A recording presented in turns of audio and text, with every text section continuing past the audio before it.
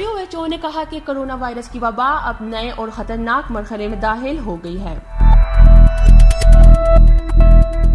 आलमी इदारा सेहत ने कोरोना वायरस के मरीजों की तेजी से बढ़ती हुई तादाद के पेश नजर रुकन मुल्कों को इंतहाई चौकस रहने पर जोर दिया है।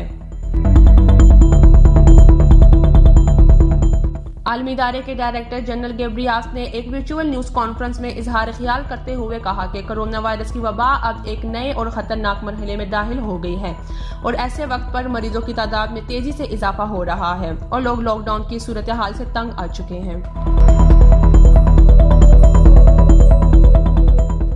इन्होंने कहा कि आलमी इदारे को एक रोज में कोरोना वायरस से मुतासरा 1.5 लाख से जायद नए मरीज सामने आने की इतलात मिली हैं।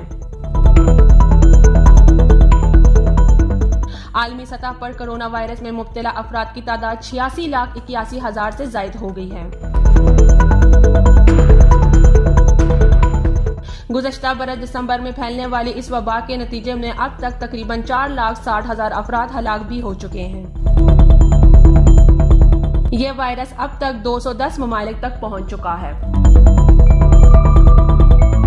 नौशीन, sportstory.news।